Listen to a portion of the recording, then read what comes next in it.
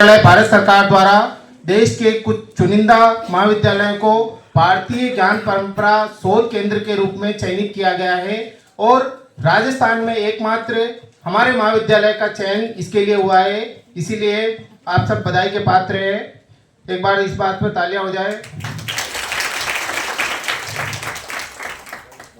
भारतीय ज्ञान परंपरा केंद्र द्वारा आज ये भाषण प्रतियोगिता जनजातीय समाज में स्वतंत्रता की चेतना और अलग जगाने वाले महान स्वतंत्रता सेनानी श्री गोविंद गुरु जी के जन्म दिवस पर यह भाषण प्रतियोगिता आयोजित की जा रही है, जिसका विषय है जनजातीय गौरव, आध्यात्मिक एवं सांस्कृतिक मानबिंदु। इस भाषण प्रतियोगिता के निष्पक्ष एवं सुचारू संचालन हेतु मैं सर्वप्रथम निर्णायक मंडल के सम्मानित सदस्य प्रोफेसर सुदर्शन जी, डॉक्टर किरण मैम और डॉक्टर अनुपम जी से आग्रह करता हूं कि वो अपने स्थान पर आसन ग्रहण करें। प्रतियोगिता को निष्पक्ष और सुचारू संचालन हेतु कुछ नियम निर्धारित किए गए हैं, अतः सभी प्रतिभागी इन नियमों को भलीभांति ध्यान में रखें। प्रत्येक प्रतिभागी को 3+1 मिनट का समय निर्धारित किया गया है। 3 मिनट में अपनी बात रखनी है, 1 मिनट एक्स्ट्रा मिलेगा जिसमें अपना कंक्लूड करना है।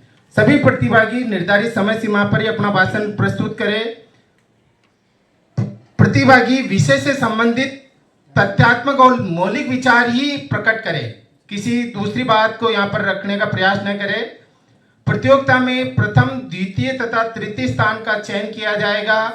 प्रथम पुरस्कार हेतु 1100 रुपये, द्वितीय पुरस्कार हेतु 700 तथा तृतीय पुरस्कार हेतु 500 रुपये निर्धारित किए गए हैं। इसके अतिरिक्त 5 प्रतिभागियों को सांत्वना पुरस्कार के रूप में 200 रुपये भी निर्धारित किए गए हैं। प्रतियोगिता से संबंधित अंतिम निर्णय निर्णायक मंडल का होगा, जो सभी को मान्य होगा। अब मैं भारतीय ज्ञान परंपरा केंद्र के संयोजक आदरणीय नवीन कुमार झा सर से आग्रह करता हूं कि वो इस भाषण प्रतियोगिता की रूपरेखा प्रस्तुत करें। नवीन झा सर, सभी अपने मोबाइल को साइलेंट या स्विच ऑफ कर दें।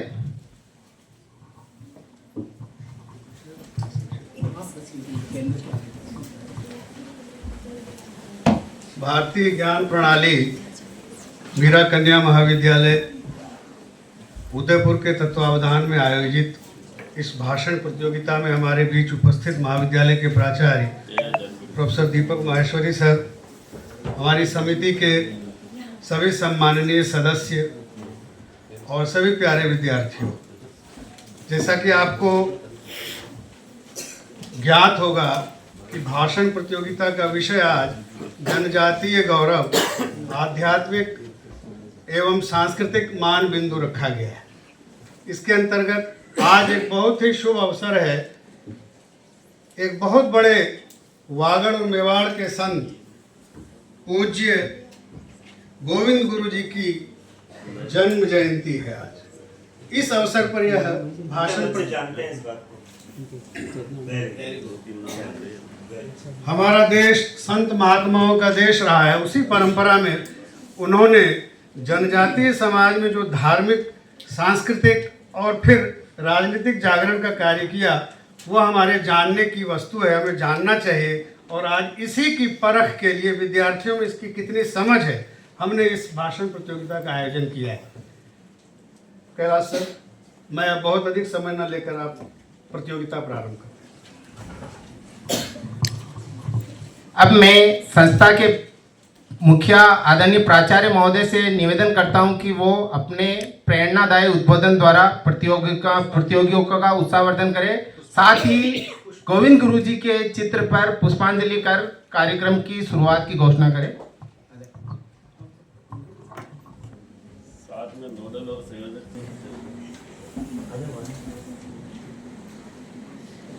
महाविद्यालय के भारतीय ज्ञान परंपरा केंद्र की ओर से जो भाषण प्रतियोगिता आज आयोजित की जा रही है, जनजातीय गौरव, आध्यात्मिक एवं सांस्कृतिक मानबिंदु। सबसे पहले मैं इस समिति के जो सम्मानित संकाय सदस्य हैं, नोडल अधिकारी सहित, उनको मैं अपने हृदय से धन्यवाद देना चाहूँगा कि उस इंडिजीनियस नॉलेज जिसे हम जनजातीय ज्ञान या स्वदेशी ज्ञान भी कहते हैं, उसके प्रचार और प्रसार के लिए एक बड़ी अच्छी सोच के साथ इस कार्यक्रम का आयोजन किया है। बेटा, आपको ग्रुप में मैंने 40 पेज जो इस समिति के संकाय सदस्यों द्वारा तैयार किए गए थे वो मैंने पोस्ट किए थे, मैंने भी पढ़ा है। बड़ी ही तथ्यात्मक जानकारी उसमें दी गई है। कुछ बातें मेरे ज्ञान में भी नहीं थी, तो कोई बात नहीं। जो बच्चे यहाँ आज उपस्थित हैं, जब भी समय मिले उसको आप पढ़िएगा। वो रियली में ज्ञान का एक बहुत अच्छा स्रोत है आपके पास। कई बार कंपटीशन एग्जाम में भी उसमें से प्रश्न आते हैं जिनके उत्तर उसमें हैं।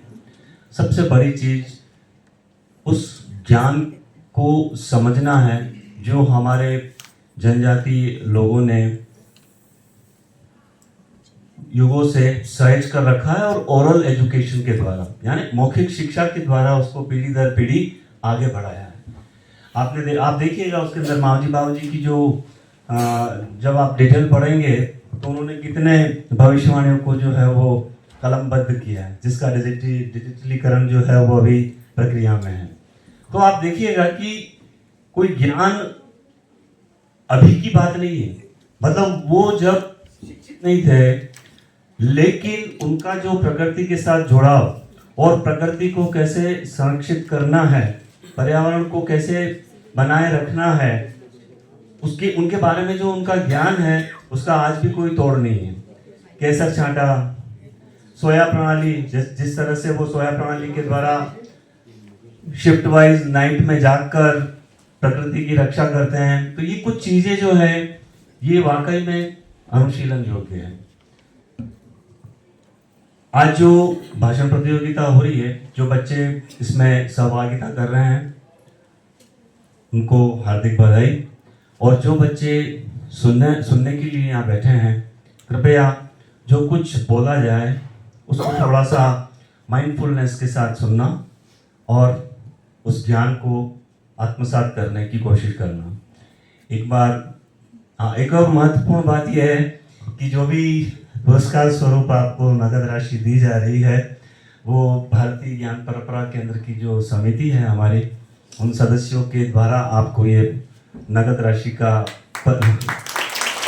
पुरस्कार के रूप में जो वितरण है वो किया जा रहा है। एक बार पुनः नोडल अधिकारी प्रोफेसर अशोक सोनी, समन्वयक डॉक्टर नवीन कुमार झा, सभी सम्मानित सदस्य उस कमेटी के, सुनील जी, सरोज जी, कैलाश जी, सुदर्शन जी, सागर सांवरिया जी, दिव्या मैम, बिंदु कटारिया मैम, आप सभी जो है धन्यवाद के पात्र हैं।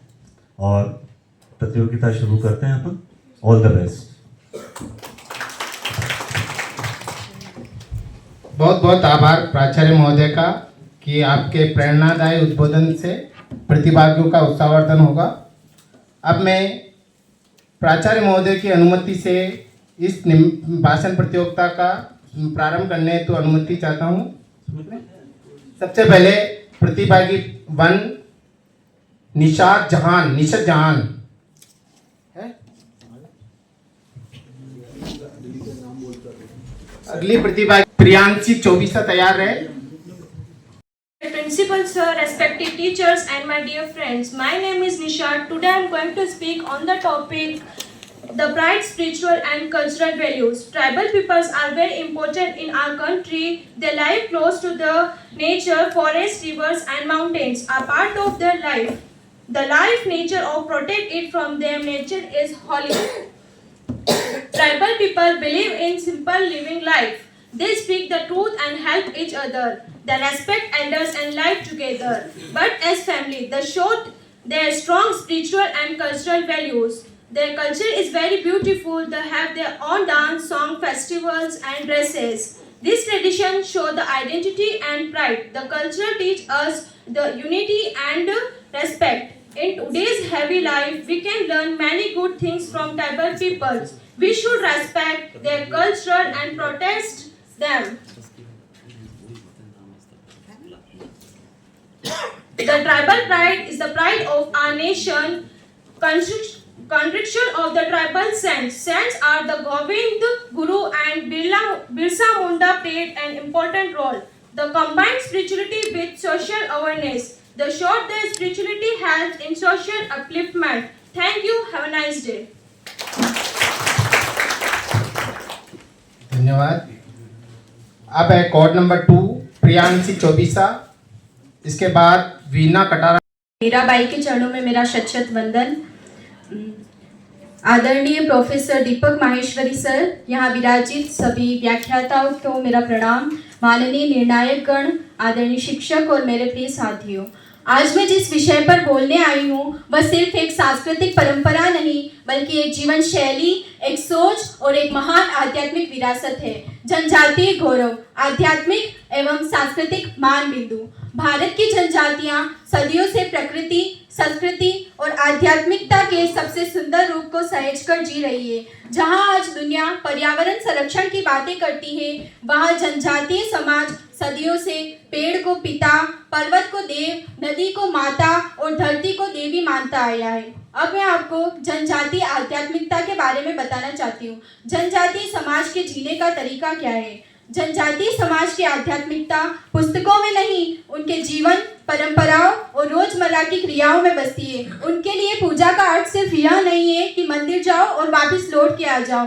उनके लिए पूजा का अर्थ यह है प्रकृति को धन्यवाद देना, पूर्वजों का सम्मान करना और समाज के साथ मिलकर जीवन जीना। भील, मीणा, गरासिया और अनेक जनजातियों की लोक कथाएं, गीत, नृत्य और त्योहार जीवन की गहरी सच्चाइयों को बहुत सुंदर रूप से समझाते हैं। अब मैं अगली कड़ी में आपको मेवाड़ की गौरी साधना के बारे में बताना चाहूँगी। मेवाड़ की गौरी साधना से वैसे आप सब लोग परिचित होंगे, इसके बारे में मैं थोड़ा और बताना चाहूँगी। मेवाड़ की गौरी साधना जनजातीय संस्कृति की अनमोल धरोहर है। भील समाज शिव पार्वती की आराधना को गोरा गौरी के नाम से मनाता है। हर साल 1.25 माह तक चलने वाली यह साधना रक्षाबंधन के अगले दिन से शुरू होती है। इस दौरान कलाकार अपने घर छोड़कर केवल पूजा, अनुशासन, कथा और नृत्य में समय को स्वयं को समर्पित करते हैं। गौरी के नृत्य, अभिनय और गीत केवल मनोरंजन नहीं, यह भक्ति, प्रकृति और संस्कृति का अद्भुत संगम है। उदयपुर, राजसमंद, चित्तौड़गढ़ और भीलवाड़ा जिलों में यह परंपरा आज भी उसी श्रद्धा से निभाई जाती है। हमारे यहाँ कुल देवी और लोक देवता का बड़ा महत्व है। मैं उसके बारे में आपको बताना चाहूँगी। जनजातीय समाज के हर गोत्र और हर परिवार की कुल देवी होती है। बना माता को जंगल देवी, कंकु माता, खेम माता और सबसे बड़ी श्रद्धा अम्बा माता।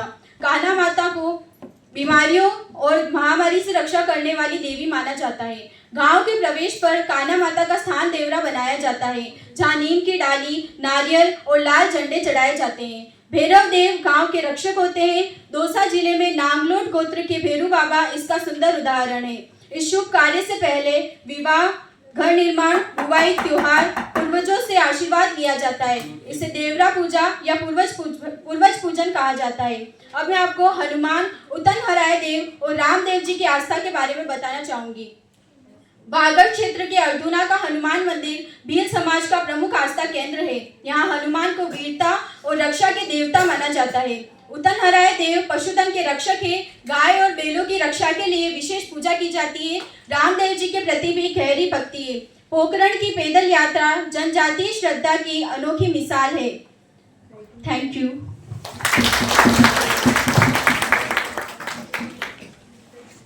वीना कटारा, इसके बाद उर्मिला। Good morning everyone. सबसे पहले माँ शारदे को नमन। सम्मानित मंच और आदरणीय शिक्षकगण एवं सभी मेरे प्यारे साथियों, मेरा नाम वीना कटारा है। मैं बीएससी फर्स्ट सेमेस्टर की छात्रा हूँ। आज गोविंद गुरु जयंती पर के उपलक्ष्य में मैं आपको जनजाति गौरव के बारे में बताना चाहूँगी। जनजाति गौरव के बारे में बताना चाहूँगी। जल है तो जीवन है, जल है तो जंगल है, जंगल है तो जनजाति है, और जनजाति है तो संस्कृति है। जनजाति गौरव का अर्थ केवल इतिहास में नहीं बल्कि एक जीवन जीने की पद्धति है। जनजाति जीवन हमें सिखाता है, जनजाति समाज हमें सिखाता है कि प्रकृति को माँ माना गया है और श्रम को पूजा माना गया है और जीवन में सादगी को महान माना गया है, जहाँ कम में संतोष और अधिक में त्याग की भावना है। गोविंद गुरु जी के जीवन से हमें यह सिखाते है कि आध्यात्म केवल पूजा नहीं बल्कि एक चरित्र है। गोविंद गुरु को भील जनजातियों को सिखाते हैं कि केवल एक ईश्वर की ही आराधना करो, नशा और हिंसा और अंधविश्वास से दूरी रखो, सत्य और अहिंसा और आत्मशुद्धि, सत्य और अहिंसा और आत्मशुद्धि हो, श्रम और नैतिक जीवन जियो। उन्होंने कहा सच्चा धर्म वही है जो इंसान को इंसान बनाए। उनके लिए धर्म मानवता व पूजा सेवा और साधना समाज सुधारक था। मानगढ़ धाम गोविंद गुरु जी का नाम आते ही मानगढ़ धाम का स्मरण हो जाता है। 1913 में जब निहत्थे हजारों भीलों ने जब आदिवासियों ने मिलकर ब्रिटिश के सामने अपनी अन्याय और अत्याचार के विरुद्ध आवाज उठाई, ब्रिटिशों ने बहुत गोलियां चलाई, परंतु आदिवासी समाज ने अपनी आत्मा लगा दी। अब मैं सांस्कृतिक मानदंडों के बारे में बताना चाहूँगी। जनजातीय समाज में गीतों का जीवन की पद्धति है और गीत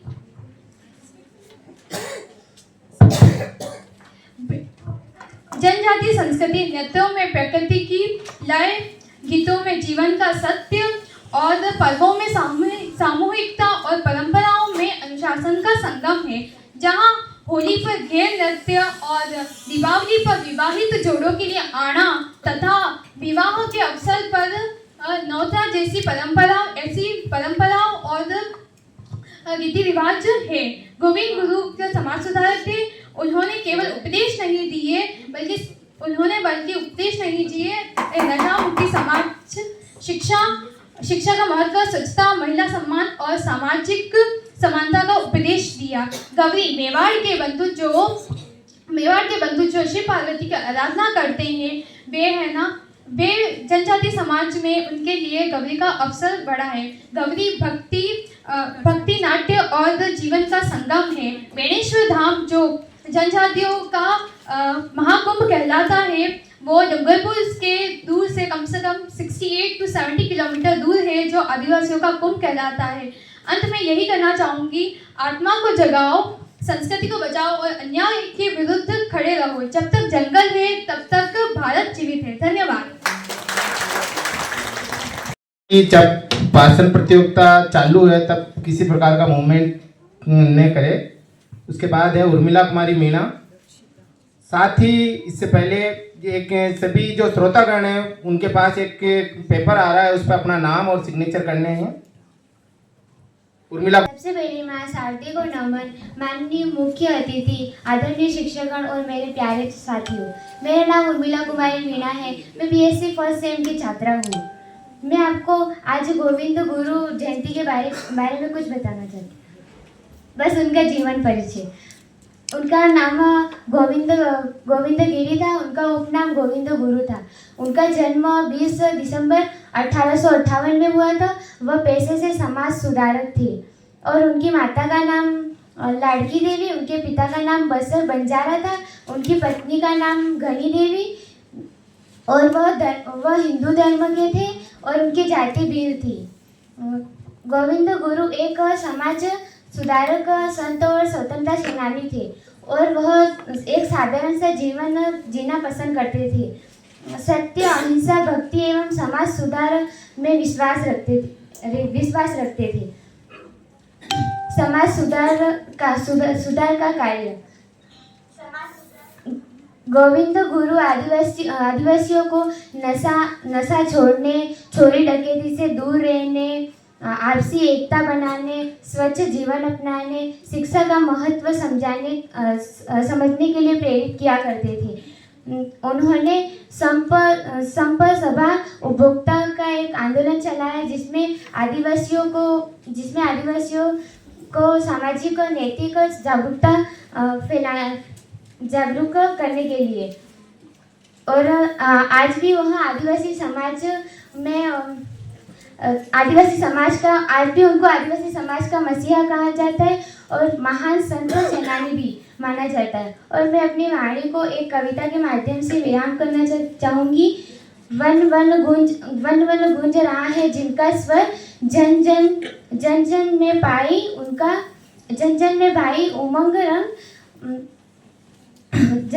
पाई उमंग रंग, शोषित वंचित आदिवासी जिसमें पाई जीवन रंग। धर्म नहीं मानवता दिखाई, सत्य अहिंसा का था मार्ग, अंधकार में उजाला टूटी बेड़िया बदला रंग। गोविंद गुरु युग के प्रहरी, तुम भी हो सच्चे दूध के, इतिहास सदा नमन करेगा तुम्हारे साहस न्याय का रूप। धन्यवाद।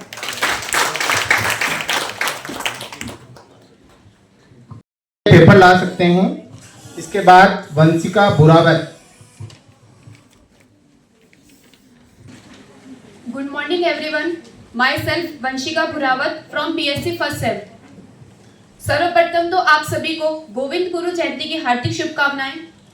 आप सभी को पता है कि हम यहाँ पे आज किस लिए उपस्थित हुए हैं। गुरु गोविंद जयंती की जयंती पर एक भाषण प्रतियोगिता का आयोजित किया जा रहा है जिसका टॉपिक है जनजातीय गौरव, आध्यात्मिक एवं सांस्कृतिक मान बिंदु।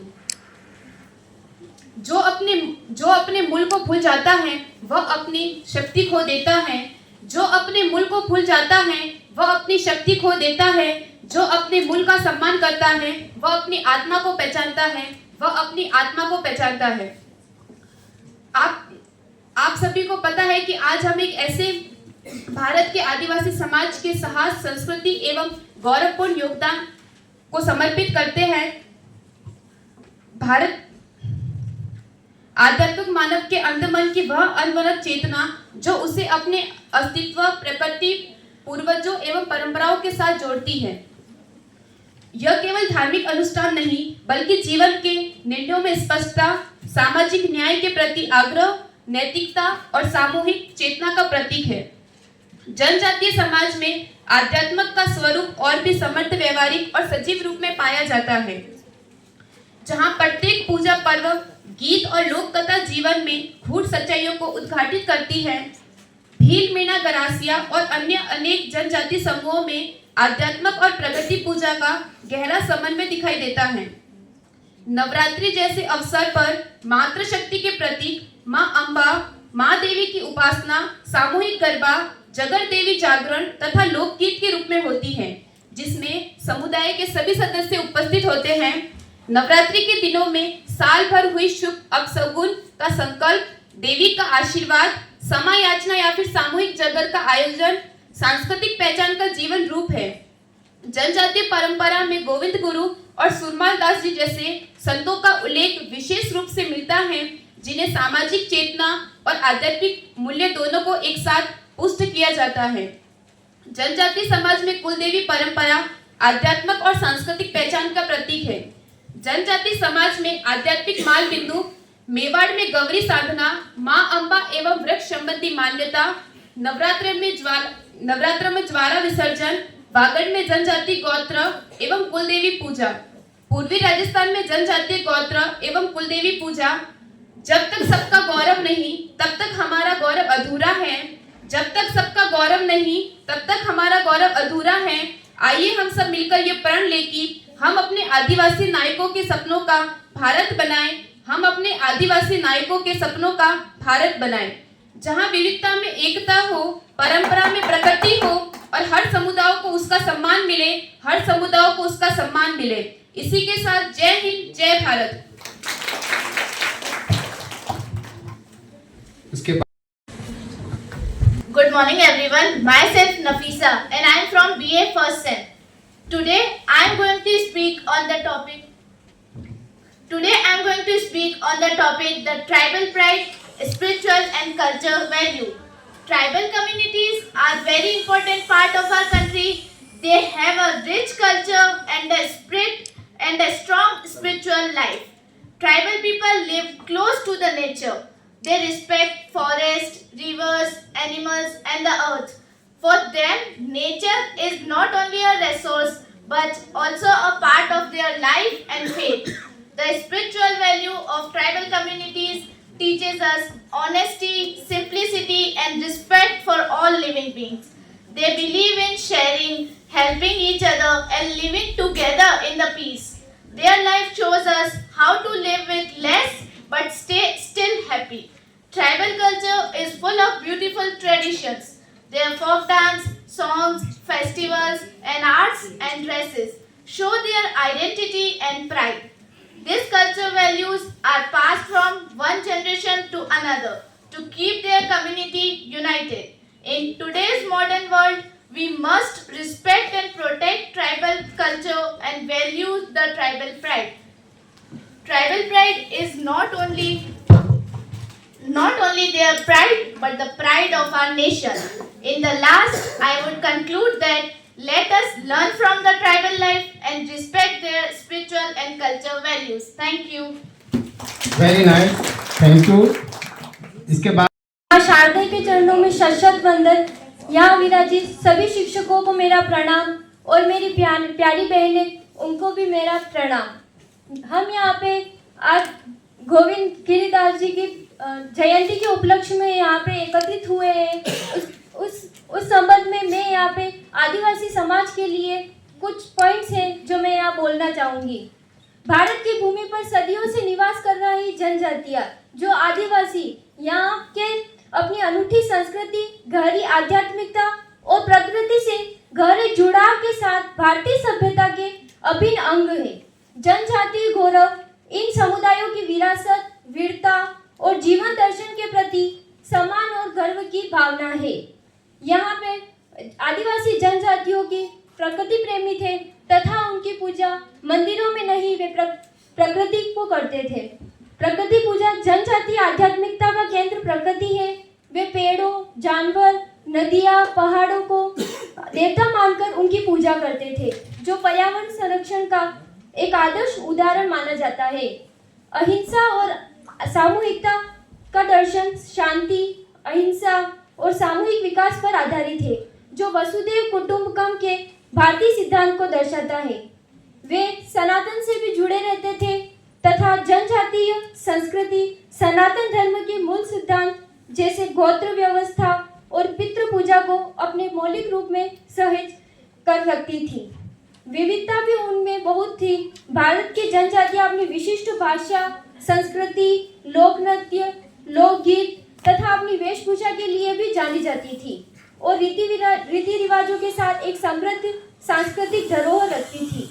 त्योहार और जीवन शैली के बारे में बात करें तो उनके त्योहार जैसे सरहल, हॉर्नबिल और कृषि संबंधित उत्सव उनकी जीवन शैली, एकता और प्रकृति के प्रति सम्मान को दर्शाते हैं।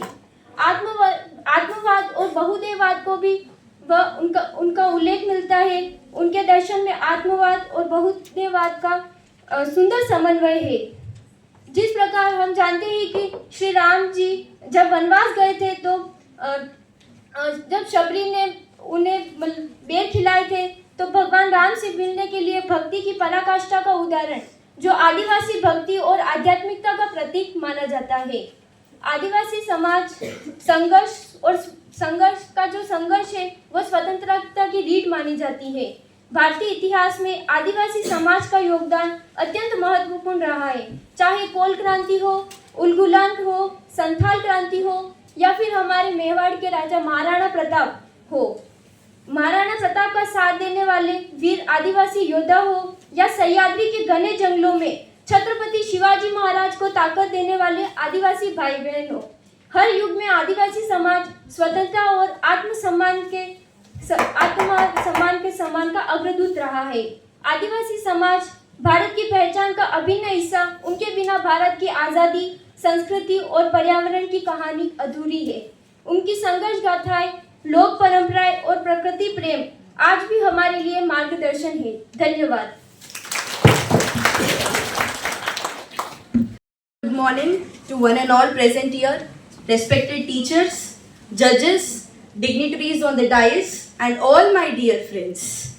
I am Neetu Solanki, and today I stand before you all to speak on a topic that touches heart of our identities: tribal pride, spiritual and cultural dimensions. Before we talk about pride, let us remember that true pride does not come from wealth, fame or power. True pride is rooted in our identities, culture and spirit that connects us to our ancestors. Today, as we celebrate the birth anniversary of Guru Gobind Singh Ji, a saint warrior, we also reflect upon the pride of our tribe that is cultural, spiritual and everlasting. Tribal communities across India are the living embodiments of harmony with nature, spirit and rich cultural heritage. Their lives teaches us lessons in simplicity, resilience and the sacred of every being. Each dance, song and ritual is not just a performance, but it is a spiritual belief that is passed from generations to generations. The spiritual dimensions of tribal life mirrors Guru Gobind Singh Ji's teachings, courage, devotion and pursued justice. Just as the Guru inspired his followers to stand for honors and righteousness, our tribal ancestors preserved their identity and values even in the times of challenges. Culturally, tribes contribute to the tapestry of India's diversity. Their art, craft, language and folklore is something we get from wisdom of centuries. They remind us that identity is not something we nurture from pride and responsibility. Embracing this heritage strengthens our roots and gives us the courage to face the modern world with dignity. As we bow to Guru Gobind Singh Ji today, let us also bow to the tribes, the custodians of culture and courage. Let tribal people inspire us to protect our heritage, celebrate our roots and live with honor, compassion and courage. Remember, a society which keeps their roots in mind, that society is never weak. Let us rise with pride, walk with dignity and carry forward the light of our ancestors and wisdom of our Guru. Vaheguru Ji ka Khalsa, Vaheguru Ji ki Fateh. Thank you so much. अतिथिगण, प्रिय गुरुजन एवं मेरे प्रिय साथियों, आप सभी को मेरा सादर नमस्कार। मेरा नाम हीना खटीक है। मैं कक्षा बीएससी 3rd सेमेस्टर की छात्रा हूँ। मेरा विषय है मेवाड़ में गौरी साधना। आज मैं आप सभी के समक्ष मेवाड़ की प्राचीन लोक परंपरा गौरी साधना में अपने विचार प्रस्तुत करना चाहूँगी। गौरी साधना विशेषकर भील जनजाति की एक पारंपरिक, पवित्र एवं आध्यात्मिक लोक परंपरा है। इसकी शुरुआत माना जाए तो विद्वानों और लोक मान्यताओं के अनुसार आदिवासी जीवन संस्कृति के साथ हुई। गौरी साधना कब हुई? ऐसा माना जाता है कि गौरी साधना की परंपरा प्राचीन शिव शक्ति की उपासना की जाती है, प्रकृति की पूजा की जाती है और ये जो है वर्षा ऋतु में प्रारंभ होती है, श्रावण भाद्रपद महीने में। ये श्रावण भाद्रपद महीने में ही इसकी पूजा क्यों की जाती है? इसकी पूजा इसलिए की जाती है क्योंकि उस महीने को प्रकृति की पूजा के लिए शुभ माना जाता है। गौरी साधना कैसे हुई? गौरी साधना पौराणिक मान्यता के अनुसार भस्मासुर की कहानी तो आप सभी को पता होगी। भस्मासुर एक राक्षस था जिसने शिव भगवान से वरदान मांगा। वो वरदान ये था कि उसने भस्मीकाड़ा मांगा जिससे वो जिस भी चीज़ को छुएगा वो भस्म हो जाएगी, लेकिन उसने भगवान शिव को ही भस्म करना चाहा। ये बात जब विष्णु भगवान को पता चली तो उन्होंने मोहिनी अवतार धारण किया। उनका मोहिनी अवतार इतना मनमोहित करने वाला था कि उनको देख के देव भी मनमोहित हो गए। जिस प्रकार मोहिनी अवतार में विष्णु भगवान नृत्य करते उसी प्रकार भस्मासुर भी नृत्य करता, लेकिन फिर अंत में विष्णु भगवान ने कुछ इस प्रकार मुद्रा ली और भस्मासुर ने भी वैसे ही हाथ किया, लेकिन वो भूल चुका था कि उसके हाथ में भस्मी कड़ा था, इस वजह से वो भस्म हो गया। उसने भगवान भोलेनाथ से माफ़ी मांगी और फिर इस प्रकार गौरी की शुरुआत हुई। गौरी केवल नृत्य नहीं, कठोर तपस्या है। गौरी साधना करने वाले जो खेलिए होते हैं वो कठोर जीवन जीते हैं। वे नंगे पांव रहते हैं, मांस मदिरा का सेवन नहीं करते हैं। वे देवी देवताओं के रूप में धारण कर लोक नाट्य प्रस्तुत करते हैं।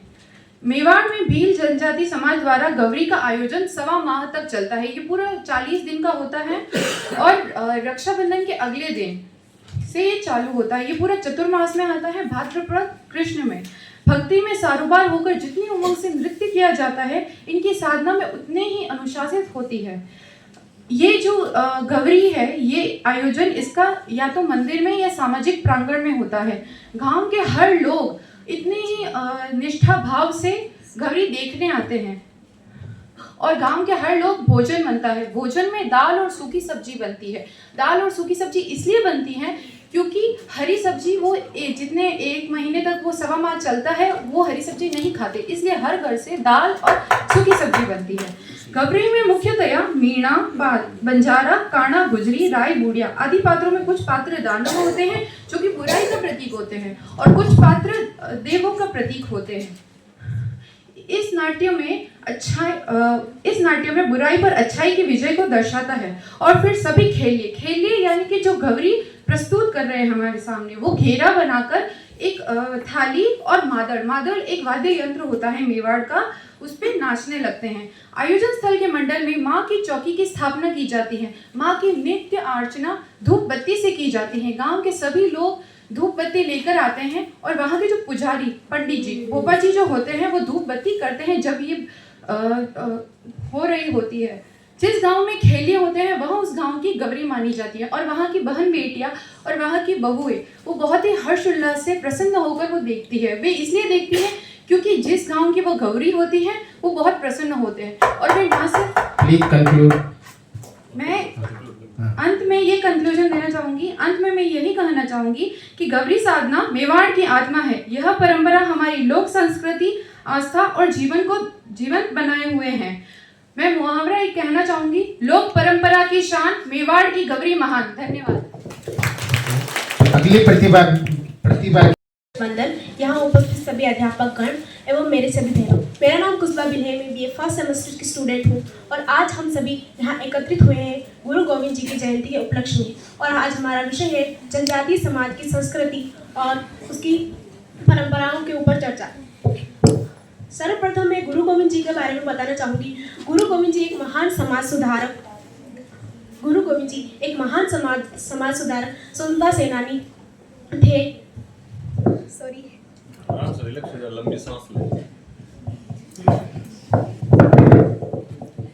गुरु गोविंद जी एक महान स्वतंत्रता सेनानी, समाज सेवक थे।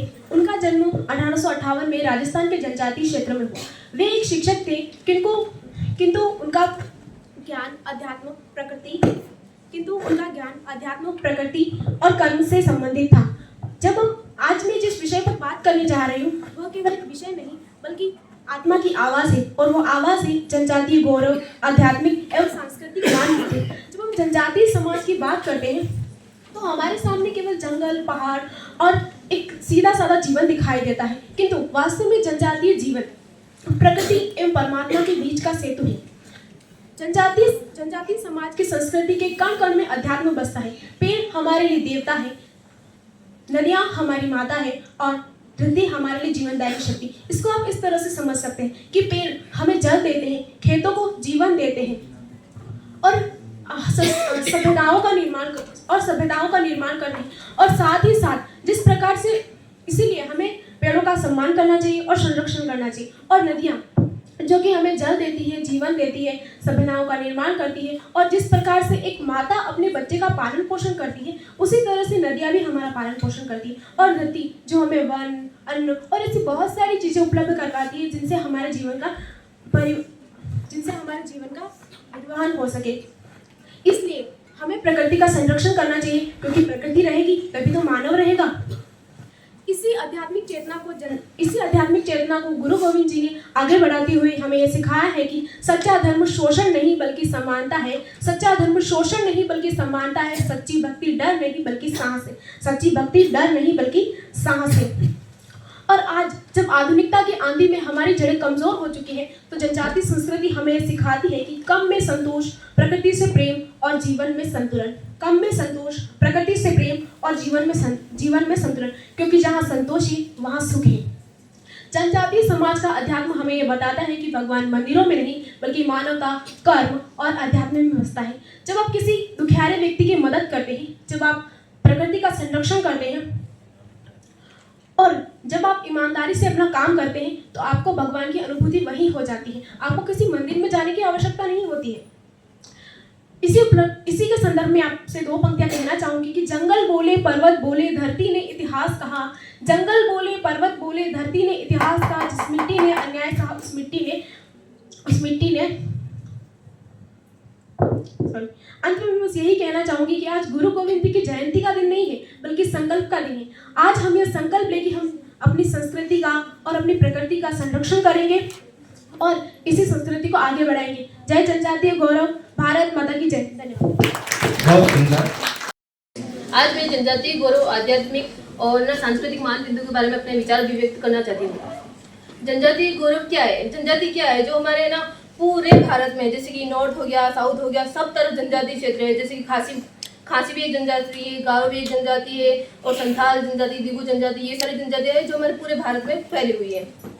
और जनजातियों का महत्व क्या है? ये हमारी प्रकृति से जुड़ी हुई है, क्योंकि प्रकृति हम जाएंगे कल्चर, नागालैंड में जाएंगे तो वहाँ पर हमें एक कल्चर अलग ही मिलेगा। वो लोग प्रकृति से पूरी तरह से जुड़े होते हैं। वो लोग शिकार करते हैं। अभी भी हमें प्रेजेंट में भी वहाँ पर जाके वो सब चीज़ें देखने को मिलेगी। वो प्रकृति से जुड़े होते हैं और वो जो औषधीय ज्ञान होता है वो हमें जनजातियों से ही मिला होता है।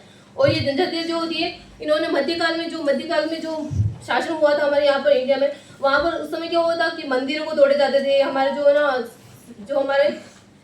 जो हमारे समाज है उनको एक तरह से तोड़ा जाता था। तो उस समय इन जनजातियों ने एक महत्वपूर्ण रोल प्ले किया था।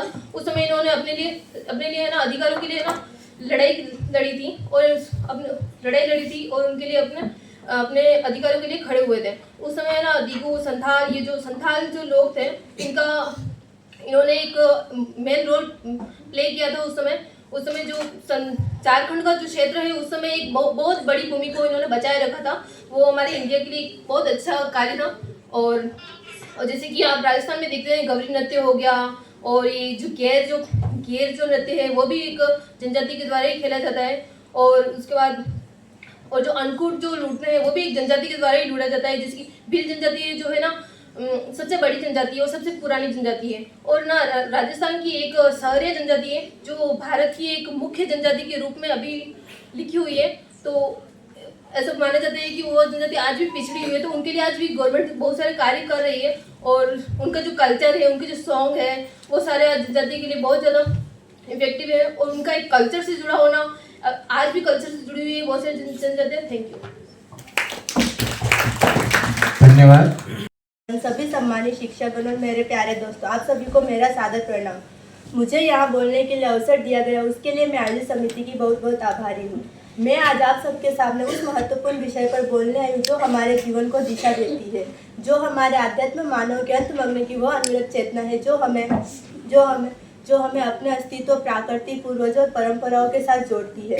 यह केवल धार्मिक अनुष्ठान ही नहीं बल्कि जीवन के निर्णयों की स्पष्टता, नैतिकता और सामाजिक समूह की अनवरत चेतना है। मेवाड़ की भील जनजाति साधना, गौरी साधना।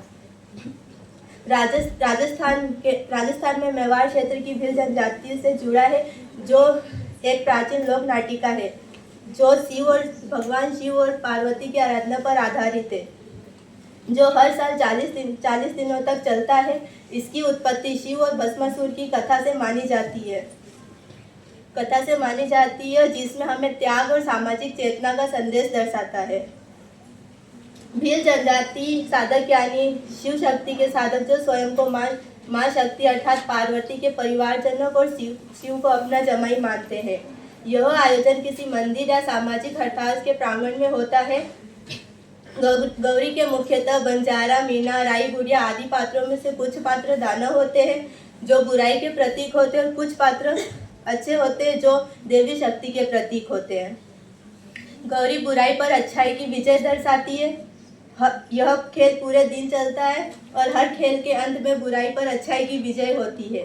आयोजन स्थल के मंडल पर माँ की चौकी की स्थापना की जाती है और धूप बत्ती अर्चना के लिए भोपा जी जो भील जनजाति के पंडित होते हैं जो हर घर से धूप बत्ती लाकर उसकी पूजा करते हैं। गांव के कुम्हार के घर जाकर गोरजा गोरा गौरी के लिए हाथी और महावर की मूर्तियां तैयार की जाती है। कुम्हार पूरे भक्ति भावना से मूर्तियां तैयार करते हैं और गौरी विसर्जन की पहली रात को जागरण होता है जिसे गड़ावन कहा जाता है और अंतिम दिन यानी 40वें दिन विवाह जैसा दृश्य होता है जो गौरी का विसर्जन का दिन होता है जिसे गड़ावन कहा जाता है, वलावन कहा जाता है। और यह नृत्य हमें किस प्रकार हमें सामाजिक और अपने अस्तित्व को और मनोरंजन को दर्शाता है। मेरे विचारों को धैर्य पूर्वक सुनने के लिए आप सभी को बहुत बहुत धन्यवाद। मैं आपके समर्थन के लिए आभारी हूँ। And all teachers and my dear friends, today I am going to speak unquote on Gordhan Puja. Gordhan Puja is a unique tradition mainly associated with the Srinathji temple in Nathdwara, Rajasthan, where on the Gordhan Puja, the day after Diwali, devotees from the Bhil communities receive the massive unquote prasad like that rice, vegetables and another offered to God and take it their home. After the Bhil community, people from other communities partakes in the prasad. It is believed that things bring wealth, grain and happiness and prosperity throughout the years. This is a 350 years old tradition in which the temple doors are owned only for Bhil troubles devotees. This festival is linked to the incident of Lord Krishna lifting the Gordhan mountains to protect Vrindavan from Indra thoughts. Thank you. Harshita मुख्य अतिथि महोदय, पूजनीय शिक्षकगण और मेरे युवा साथियों, आज मेरी वाणी को यह सौभाग्य मिला है कि मैं उस महापुरुष के बारे में बोल सकूं जिन्होंने राजस्थान और गुजरात की पहाड़ियों में सोए हुए स्वाभिमान को जगाया था। एक ऐसा व्यक्तित्व जिसने एक हाथ में भक्ति की माला थामी और दूसरे हाथ में क्रांति की मशाल।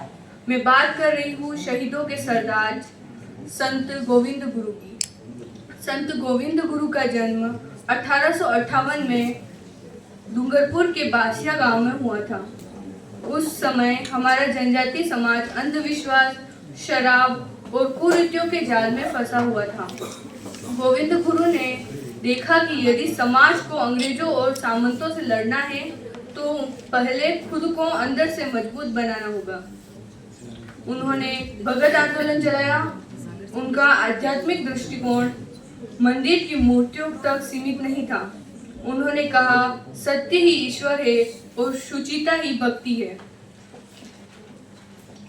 उन्होंने आदिवासियों को जनेऊ धारण करवाया, शाकाहार का संकल्प दिलाया और हर घर के बाहर सफेद ध्वज फहराने को कहा, जो शांति और पवित्रता का प्रतीक था।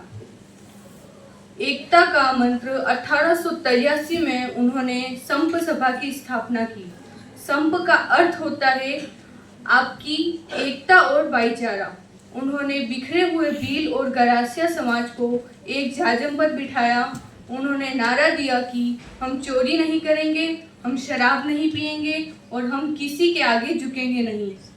यह केवल धार्मिक सुधार नहीं था, यह एक सांस्कृतिक राष्ट्रवाद की नींव थी। राष्ट्रभक्ति की पराकाष्ठा।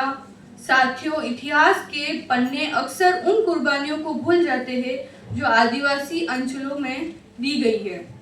17 नवंबर 1913 का वह दिन मानगढ़ की पहाड़ी पर मार्गशीर्ष पूर्णिमा का मेला था। हजारों आदिवासी अपने गुरु के दर्शन के लिए आए थे, लेकिन अंग्रेजों का उनका यह एकता पसंद नहीं आई। कर्नल शटन के आदेश पर मशीन गन गरजी और देखते ही देखते 1500 से ज्यादा आदिवासी शहीद हो गए।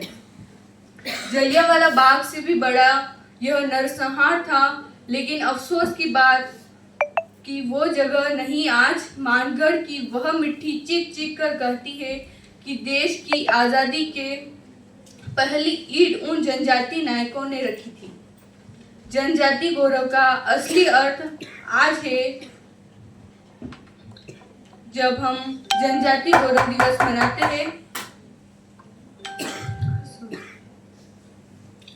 हैं तो हम उनका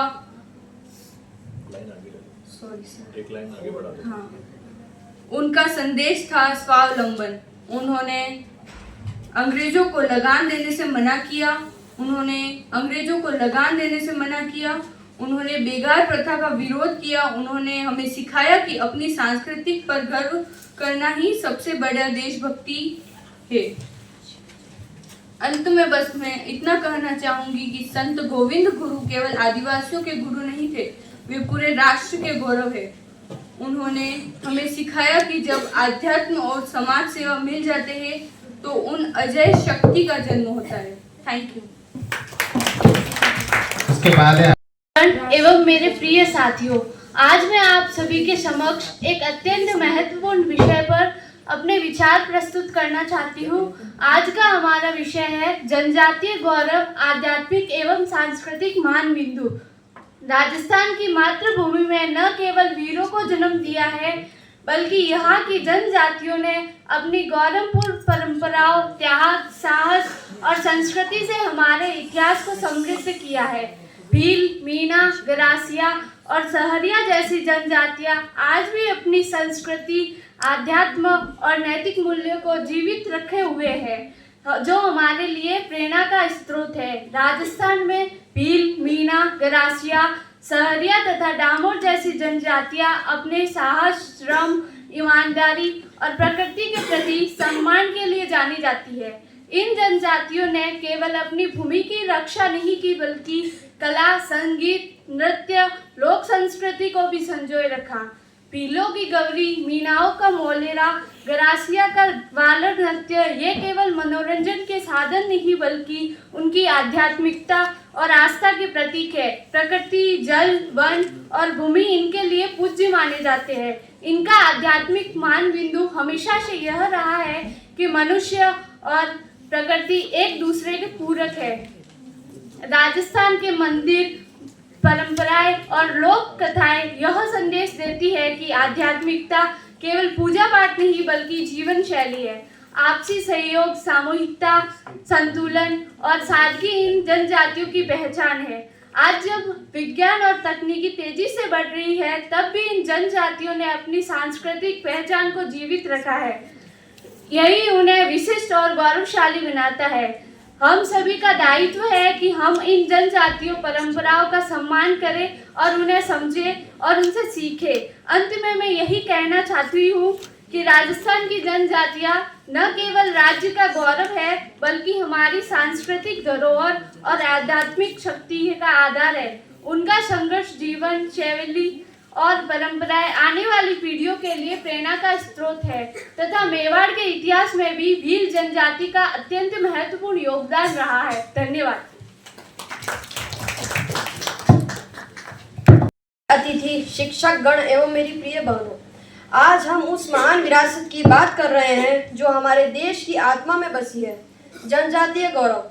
रक्त से लिखा इतिहास स्याही से कैसे मिटाओगे, जब भी निचोड़ोगे इतिहास जनजाति को पाओगे। भारत की जनजातीय संस्कृति और परंपरा हमें प्रकृति और पूर्वजों से जोड़ती है। हमारे देश में जनजातीय परंपरा में गोविंद गुरु और सुरमाल दास जी जैसे संत, वीर पुरुष और वीरांगनाओं का जन्म हुआ, जैसे राणा कुंजा और कालीबाई। मैं ज्यादा तो जनजातीय समाज के बारे में नहीं जानती, लेकिन मैंने इतिहास में पढ़ा है कि कालीबाई जैसी वीरांगनाएं जिन्होंने अपने गुरु के लिए अपने जीवन का बलिदान किया, राणा कुंजा जिन्हें महाराणा प्रताप जी के प्रमुख सहयोगी माना जाता है, जिन्होंने हल्दी घाटी में गोरिल्ला युद्ध किया और विजय प्राप्त की, श्री महाराणा प्रताप जी के शौर्य को दर्शाती हुई एक पंक्ति कहना चाहूंगी। जो दृढ़ राखे धर्म को ताही राखे करतार। जनजाति समाज में आस्था एवं संस्कृति से जुड़े उत्सव एवं परंपराएं प्रचलित है। जैसे हमारे देश में होली पर घेर नृत्य, बेणेश्वर मेला, सीता माता वन्य जीव अभ्यारण्य, गोवर्धन पूजा पर अन्नकूट, मेवाड़ में गौरी साधना आदि उत्सव मनाए जाते हैं। हमारे देश में शुरू से ही संतों की प्रमुखता रही है। जिन्होंने अपना संपूर्ण जीवन मानवता के कल्याण के लिए समर्पित किया है। जैसे रामायण के रचयिता महर्षि वाल्मीकि जी और महावजी महाराज, जिन्हें भगवान श्री कृष्ण का लीलावतार माना जाता है। आज आवश्यकता इस बात की है कि आज के युवाओं को आध्यात्म से जुड़ना चाहिए, जिससे हमारे भारत देश का भविष्य और उज्जवल हो। अंत में अपने शब्दों को विराम देते हुए शबरी माता के प्रति एक पंक्ति प्रस्तुत करना चाहूंगी। भीलनी परम तपस्विनी शबरी जा को नाम, गुरु मतन कह गए तो ही मिलेंगे राम। जय मेवाड़, जय एकलिंग जी की। गोविंद गुरु महाराज के बारे में अपने विचार व्यक्त करना चाहती हूँ।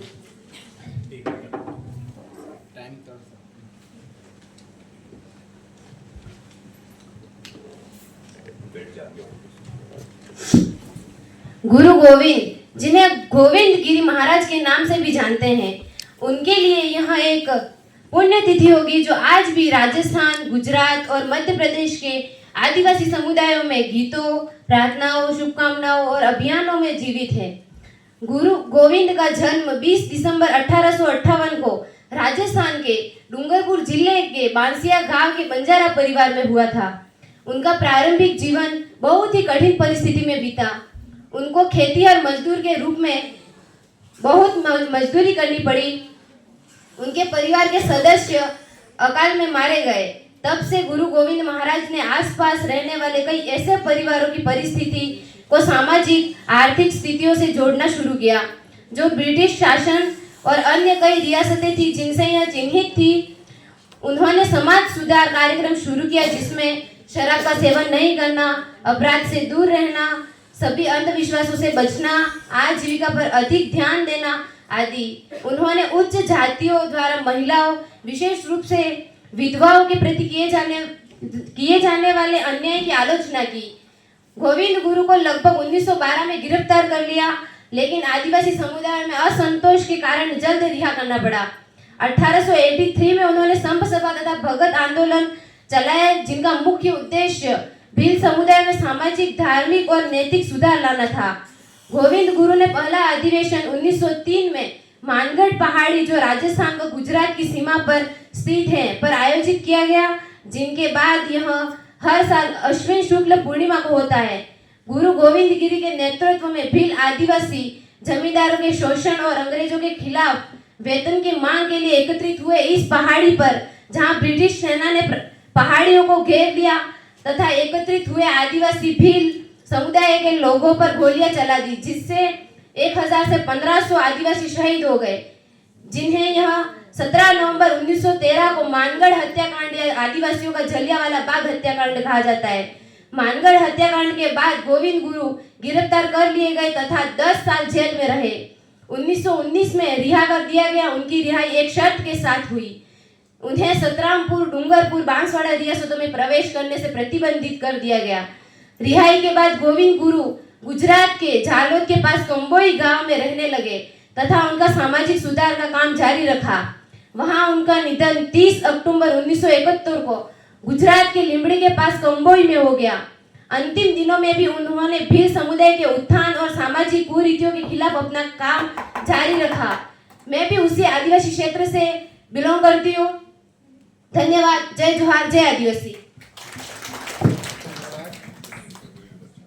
को मेरा प्रणाम एवं यहाँ पर उपस्थित सभी गुरुजनों को मेरा प्रणाम और इस प्रतियोगिता में भाग लेने वाले सभी मेरी बहनों का हार्दिक स्वागत एवं अभिनंदन करती हूँ। गोविंद गुरु जी की 167वीं जन्म जयंती के उपलक्ष्य में हो रही इस भाषण प्रतियोगिता में आप सभी आए उसके लिए धन्यवाद। जनजाति गौरव का दिन है आज, जनजाति गौरव का दिन है आज, आदिवासी शक्ति का सम्मान है आज। गोविंद गुरु बिरसा मुंडा टंट्या इंडिया बिल की याद में हम उठाते हैं गौरव का नारा आज। भगवान बिरसा मुंडा के बारे में मैं बताना चाहूंगी। भारत के स्वतंत्रता संग्राम और जनजाति चेतना के इतिहास में भगवान बिरसा मुंडा एक ऐसे महानायक थे जिन्होंने न केवल अंग्रेजों के दमन के विरुद्ध संघर्ष किया, बल्कि अपने समाज की धर्म, संस्कृति, परंपरा और स्वाभिमान की रक्षा के लिए एक क्रांतिकारी आंदोलन खड़ा किया। भगवान बिरसा मुंडा जी का जन्म 15 नवंबर 1875 को झारखंड के रांची जिले में हुआ था। जनजाति गौरव दिवस केवल एक तिथि नहीं, बल्कि भारत की जनजाति परंपरा और संघर्ष और बलिदानों के सम्मान का राष्ट्रीय उत्सव है। 15 नवंबर 2021 को भारत सरकार ने भगवान बिरसा मुंडा की जयंती को राष्ट्रीय जनजाति गौरव दिवस के रूप में घोषित किया था। जब 17 नवंबर को मानगढ़ धाम हत्याकांड हुआ था, तब गोविंद गुरुजी ने एक भजन गाया था। मैं वो भजन गाना चाहूंगी। दाहोद मारी थाली है, गुदराम मारो दीवो है, भूरेटिया नहीं मानो रे नहीं मानो, गुदराम मारो दीवो है, अहमदाबाद मारी जाजम है, भूरेटिया नहीं मानो रे नहीं मानो। यह भजन गोविंद गुरुजी ने इसलिए बोला था कि हम लड़कर भी अपनी माटी को अंग्रेजों से मुक्त कराएंगे। भगवान बिरसा मुंडा जी का नारा था, आबुआ दिशोम जाबुआ राज, हमारा देश हमारे राज। बोलो गोविंद गुरु महाराज की जय। धन्यवाद। गुरु गोविंद जयंती पर मैं जनजातीय गौरव एवं आध्यात्मिक एवं सांस्कृतिक मान बिंदु के बारे में बोलना चाहती हूँ। जनजातीय परंपरा में गुरु गोविंद और सूरमाल दास जी जैसे संतों का उल्लेख विशेष रूप से मिलता है। मानव जीवन का उल्लेख लक्ष्य नहीं, भौतिक प्रगति एवं आत्मचेतना के साथ सामूहिक उत्तरदायित्व भी है। जनजातीय समाज में कुलदेवी परंपरा आध्यात्मिक और सांस्कृतिक पहचान का प्रतीक है। गुरु गोविंद का जन्म 20 दिसंबर 1858 को डूंगरपुर जिले के बेड़सा गांव के बंजारा परिवार में हुआ। उनका बचपन से ही रुचि थी कि शिक्षा एवं अध्यात्म। उन्होंने जीवन, देश, धर्म और जनजाति उज्ज्वल में समाज सुधार और सेवा में समर्पित उनका जीवन किया था।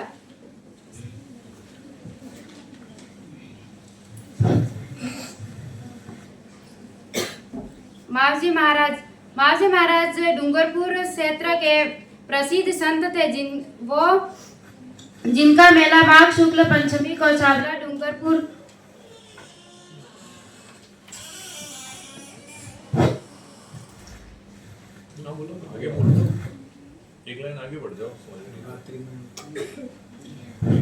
मेवाड़ में गौरी साधना। बिहल जनजाति द्वारा शिव पार्वती की आराधना में गौरी महोत्सव का कार्यक्रम 1.25 महीने तक चलता है।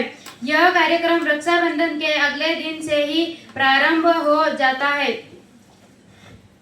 यह भाद्रपद कृष्ण से आरंभ होता है और 1.25 महीने तक चलता है। इसमें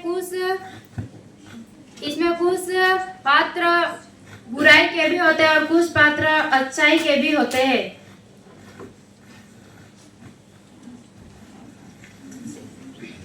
धन्यवाद। Present here, respected teachers, respected judges, and my dear friends. मैं अपनी बात एक भावनात्मक पंक्ति से शुरू करना चाहूंगी। जब आधुनिक सभ्यता ने प्रकृति को भोग की वस्तु माना, तब जनजातीय समाज ने उसे देवता माना। आज जब पूरा विश्व पर्यावरण संकट, सांस्कृतिक विघटन और नैतिक पतन से जूझ रहा है, ऐसे समय में जनजातीय गौरव हमें संतुलित और सामंजस्यपूर्ण जीवन का मार्ग दिखाता है। यह समाज हमारी आध्यात्मिक चेतना और सांस्कृतिक आत्मा का जीवंत प्रतीक है। यदि हम जनजातीय समाज के आध्यात्मिक मूल्यों की बात करें, तो वहाँ ईश्वर किसी भव्य मंदिर में विराजमान नहीं है, बल्कि पेड़, पहाड़, नदी और धरती में निवास करता है। जनजातीय जीवन में प्रकृति केवल संसाधन नहीं बल्कि पूजनीय माता है। जल, जंगल, जमीन के प्रति उनका सम्मान आधुनिक समाज को यह सिखाता है कि विकास का अर्थ केवल विनाश नहीं बल्कि संतुलन होना चाहिए।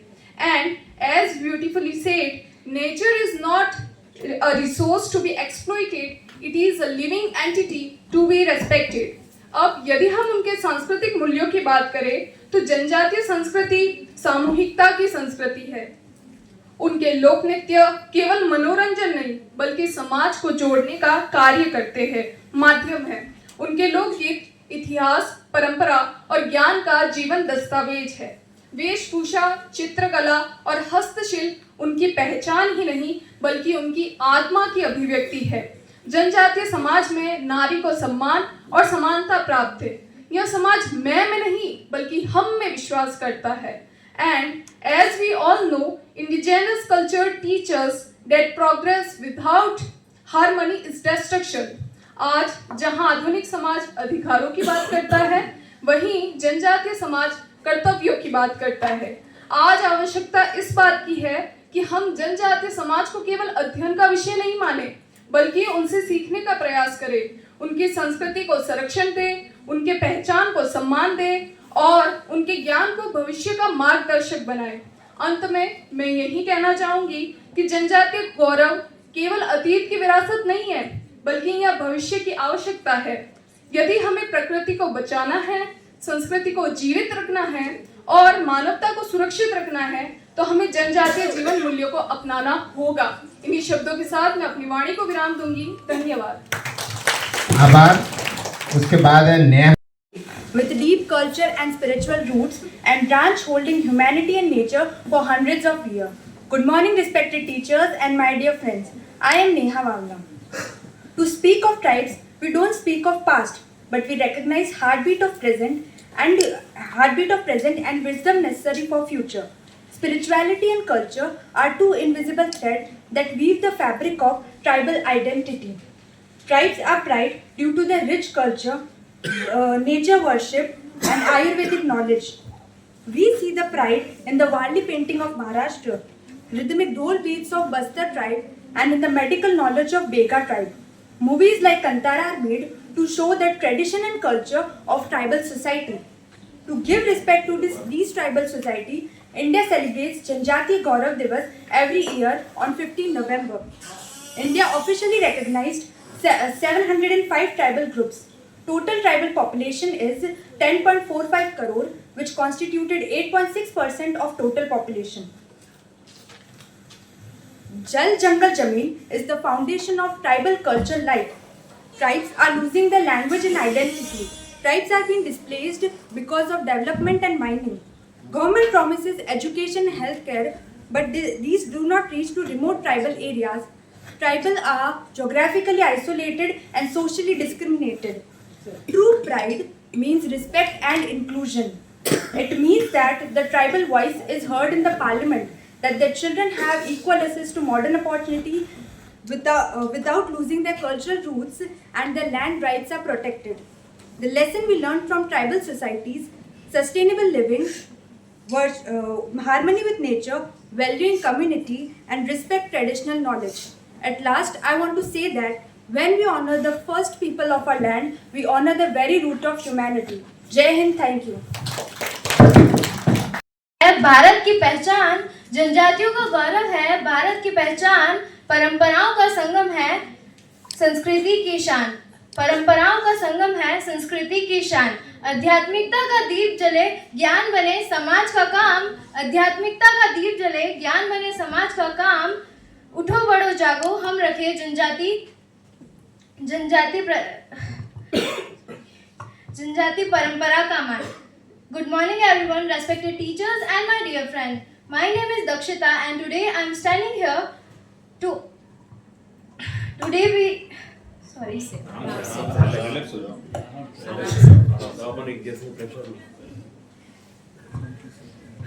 जनजातियों का गौरव है भारत की पहचान।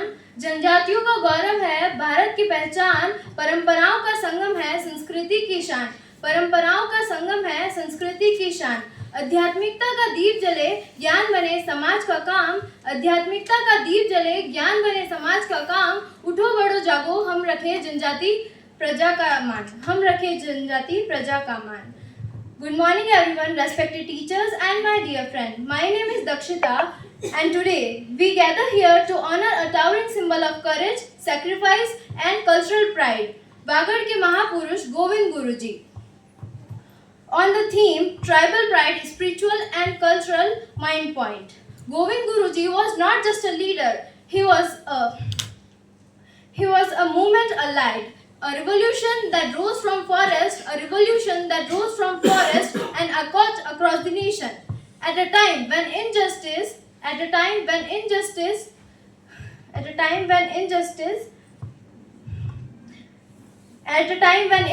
crushed the weak, Govind Guruji awake the tribal community of Wagad and beyond. He taught them the self-respect, unity and spiritual strength. His Bhagat Andolan was not merely a struggle. It was a rebirth of dignity. He reminded the Janjati society that faith is a power, discipline is a strength, and culture is identity. His message was simple yet thunderous. Rise with your value, rise with your culture, and rise with your courage. The Mangan massacre stands as an eternal testament to the bravery of thousands who followed him. His sacrifice is not just a history, it was a burning flame of resistance and honor. Today, as we celebrate Janjati Gaurav, let us bow a Govind Guruji's legacy and pledge to protect the spiritual, cultural and moral heritage he fought for. At the last, I want to say that जनजाति विरासत सिर्फ कहानी नहीं वो हमारी शान है और गोविंद गुरुजी सिर्फ इतिहास नहीं वो हमारी शान है। Thank you. नेक्स्ट मोनिका। जनजाति गौरव आध्यात्मिक एवं सांस्कृतिक मानबिंदु। आध्यात्मिक मानव के अंतर्गत वह अनवरत चेतना है जो उसे अपने अस्तित्व, प्रकृति एवं पूर्वजों के साथ जोड़े रखती है। यह केवल धार्मिक ही नहीं बल्कि अपने जीवन के सही निर्णय लेने के लिए भी अनुष्ठानिक है। यह सामाजिक न्याय के प्रति आग्रह, नैतिकता, सामूहिक चेतना का आधार है। जनजाति समाज में आध्यात्मिक एवं व्यावहारिक सजीव रूप से पाया जाता है। जनजाति परंपरा में गोविंद गुरु और सूरमालदास जैसे संतों ने अपनी व्यवहारिक चेतना निभाई। आध्यात्मिक मूल्यों और सामाजिक चेतना को दोनों को एक साथ पुष्ट कर अपना वर्णन किया है। इन चेतना गोविंद गुरु ने जनजाति संगठन को एकत्रित कर संतों का मार्ग प्रशस्त किया है। उन्होंने अपने मान सम्मान का मार्ग प्रस्तुत किया। इसी तरह मामा बालेश्वर दयाल जैसे संतों ने मानवता व न्याय, सामाजिक चेतना व जनजाति परंपरा स्थापित की। यह संत यह दिखाना चाहते हैं कि आध्यात्मिक केवल निज साधन ही नहीं बल्कि सर्वोच्च माध्यम का साधन है। यह अपने संदेशों से स्पष्ट करना चाहते हैं कि मानव जीवन का लक्ष्य केवल भौतिक प्रगति नहीं बल्कि आत्मिक चेतना के साथ सामूहिक उत्तरदायित्व निभाता है। धन्यवाद।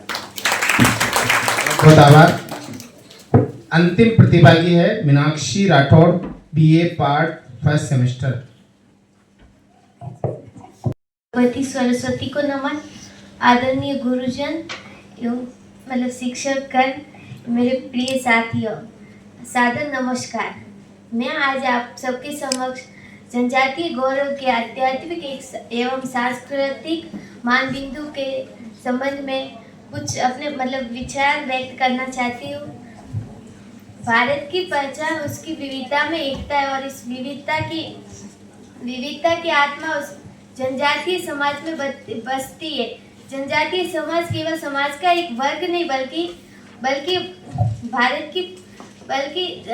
भारत की प्राचीनतम और सांस्कृतिक धरोहर है, जीवंत धरोहर है। जनजातीय समाज के अगर हम आध्यात्मिक मानबिंदु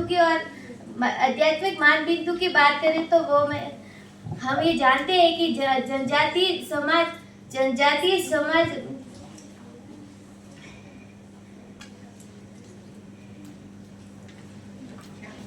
हम ये जानते हैं कि जनजातीय समाज मतलब आराम से तो अपना कागज ये जीवन आध्यात्मिक प्रकृति से गहराई से जुड़ी हुई है। पेड़, पर्वत, नदियाँ, सूर्य, चंद्रमा ये केवल प्राकृतिक तत्व नहीं बल्कि पूजनीय देवतुल्य जनजातीय समाज का विश्वास है कि प्रकृति ही ईश्वर है और ईश्वर की रक्षा करना ही सच्ची भक्ति है। सरना, जायरथा, देवगुट जैसे पवित्र स्थल इस बात के प्रतीक है कि जनजातीय आध्यात्मिकता सरल, पवित्र और जीवनोपयोगी है। जनजातीय सांस्कृतिक मानबिंदु की ओर बढ़े तो हम ये जानते हैं कि जनजाति की संस्कृति में लोक नृत्य, लोकगीत, पारंपरिक वेशभूषा, चित्रकला, हस्तशिल्प और त्योहार सब कुछ समुदाय समानता और सहयोग की भावना से ओतप्रोत है। कर्मा, सरहुल, भगोरिया जैसे कुछ पवित्र ये पर्व जो है ये केवल उत्सव नहीं बल्कि सामूहिक जीवन, प्रकृति संरक्षण और सामाजिक समरसता का संदेश देते हैं। और ये हमें सिखाते हैं कि जनजातीय समाज हमें सिखाता है कि सीमित संसाधनों में संतोष बनाए रखें, प्रकृति के साथ सह अस्तित्व का व्यवहार करें, स्त्री पुरुष में समानता रहे, सामुदायिक निर्णय प्रणाली जैसी महत्वपूर्ण बातें हमें सिखाता है। आज जब आधुनिक समाज भौतिक और स्वार्थ की ओर बढ़ रहा है तब जनजातीय जीवन शैली हमें संतुलन, सरलता और संवेदनशीलता का मार्ग सिखाती है। अंत में मैं यही कहना चाहूंगी कि जनजातीय गौरव केवल अतीत की स्मृति नहीं बल्कि भविष्य का मार्गदर्शन है। हमें उनके अधिकारों, संस्कृति, आध्यात्मिक मूल्यों का सम्मान करना चाहिए, उन्हें सहजकर आने वाली पीढ़ियों तक पहुंचाना चाहिए। आइए हम सब मिलकर ये संकल्प लेते हैं कि जनजातीय संस्कृति का संरक्षण ही भारत का संरक्षण होगा। धन्यवाद। जय भारत। का बहुत बहुत आभार।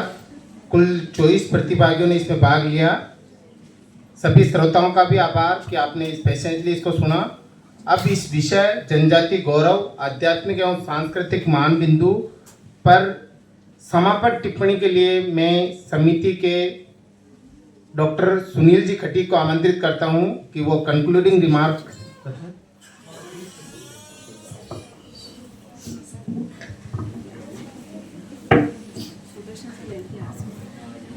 तब तक परिणाम तैयार हो रहा आपका।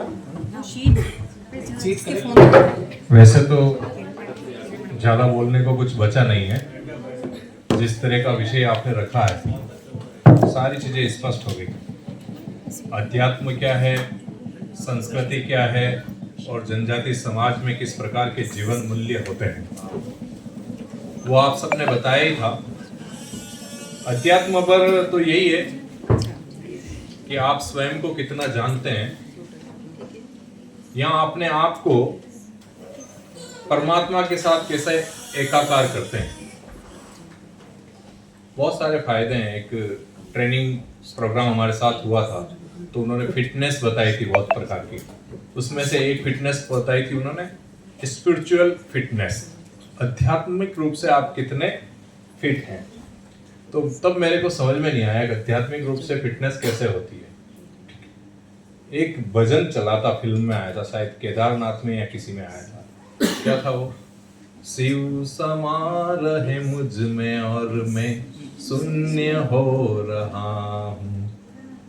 मतलब हम या मेरे में शिव समा रहे हैं या मैं शिव में समा रहा हूँ और खुद क्या हो रहा हूँ? शून्य हो रहा हूँ। मतलब एक ईश्वर के साथ एक हो जाना। तो ये जब होता है तो समाज के लिए तो ये फायदा होता है कि समाज को लग जाता है कि हम एक परम पिता के या एक शक्ति के अंश हैं। तो आपस में किसी प्रकार की जो भी भौतिक विविधता है वो क्या हो जाती है? शून्य हो जाती है, वो खत्म हो जाती है। समाज मानता है कि हम सब लोग एक हैं। दूसरा शून्य होना क्या होता है कि मैं हूं क्या। मैं कुछ भी नहीं हूं, मैं शून्य हूं। जितना भी दिखावा, चाहे रंग रूप से हो सकता है, पहचान से हो सकता है, जो कपड़े लगते हैं हमने पहने वो हो सकते हैं, हमारे मकान से हो सकता है, धन दौलत से हो सकता है, इन सब दृष्टि से हम देखा जाए तो एक तरह से शून्य हो जाते हैं। और इस दृष्टि से जब आप अपने आप को शून्य मान लेते हैं, इसका मतलब होता है अहंकार आपका शून्य हो गया। फिर आपको किसी बातों से फर्क नहीं पड़ता कि कौन क्या सोचता है, कौन क्या आपके लिए कुछ बोलता है। किसी थर्ड पर्सन ने आपके कान में आकर कुछ बोल दिया कि फला फला आपके लिए ऐसा बोलता है, आप कहते हैं अरे रहने दो ना, क्या फर्क पड़ता है ना। तो ये सारी चीजें हमारी कहीं के पर्सनालिटी डेवलप करती है, तब जाके लगता है हाँ स्पिरिचुअल फिटनेस भी कोई बात होती है। वरना तो क्या होता है ना, हम गुस्से में आकर प्रतिक्रिया दे देते हैं और सारा रायता फैला देते हैं। धैर्य जो है ना, वो कहीं न कहीं अध्यात्म से मिलता है, जो बहुत जरूरी चीज है। दूसरी जो एक बात है वो है एक तरह से कि जब चारों तरफ से आप संकटों से घिरे हुए होते हैं, कई बार जीवन इतना उतार चढ़ाव में होता है, और कहते हैं ना लोग कि सुख हमेशा रहना ही नहीं है और दुख भी हमेशा नहीं रहना है। सुख के बाद दुख और दुख के बाद सुख, ये सभी के जीवन में आएंगे। 5 सितारा होटल जैसा भी किसी का मकान आएगा है, उसके घर के अंदर झांकोगे। आज मैं पढ़ रहा था कमला पसंद जो ब्रांड है, उसकी बहू ने सुसाइड कर लिया, आज के ही न्यूज है शायद, है ना।